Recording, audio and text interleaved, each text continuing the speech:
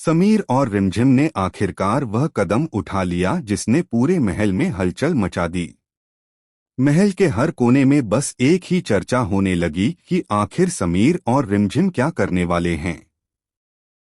दरअसल राज्य में एक बहुत बड़ी प्रतियोगिता होने वाली थी जिसमें जीतने वाले को सम्मान के साथ साथ एक बहुत बड़ा फंड और राज्य के विकास का मौका मिलने वाला था।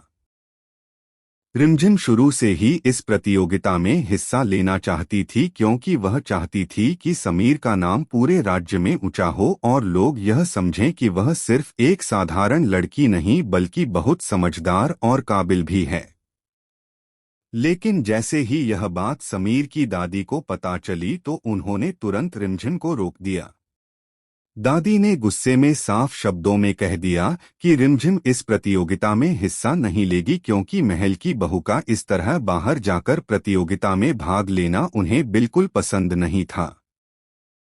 दादी को हमेशा लगता था कि रिमझिम उनके परिवार के लायक नहीं है और वह हर बार उसे नीचा दिखाने की कोशिश करती रहती थीं। वहीं मोहिनी भी दादी के साथ खड़ी होकर रिमझिम के खिलाफ आग में घी डालने का काम कर रही थी।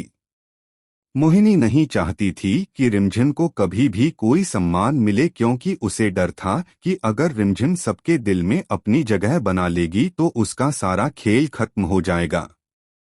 लेकिन इस बार समीर चुप रहने वालों में से नहीं था। उसने साफ तय कर लिया था कि वह हर हाल में रिमझिम का साथ देगा। जब रिमझिम उदास होकर अपने कमरे में जाती है तो समीर उसके पास पहुंचता है और उससे कहता है कि अगर दुनिया भी उसके खिलाफ हो जाए तब भी वह उसका साथ कभी नहीं छोड़ेगा। समीर की यह बात सुनकर रिमझिम की आंखों में आंसू आ जाते हैं क्योंकि पहली बार उसे महसूस होता है कि कोई सच में उसके लिए खड़ा है। इसके बाद दोनों मिलकर एक बड़ा प्लान बनाते हैं। रिमझिम अपना सामान एक बैग में रखती है और सभी के सामने यह ऐलान कर देती है कि अगर उसे अपनी मेहनत और सपनों के लिए घर छोड़ना पड़े तो वह तैयार है। वह सबके सामने कहती है कि आज के बाद वह शायद इस महल में कभी वापस नहीं आएगी। यह सुनकर पूरे महल में सन्नाटा छा जाता है। सभी लोग हैरान रह जाते हैं कि आखिर रिमझिम इतना बड़ा फैसला कैसे ले सकती है।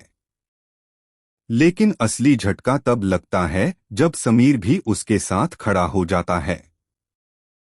जैसे ही रिमझिम महल से बाहर जाने लगती है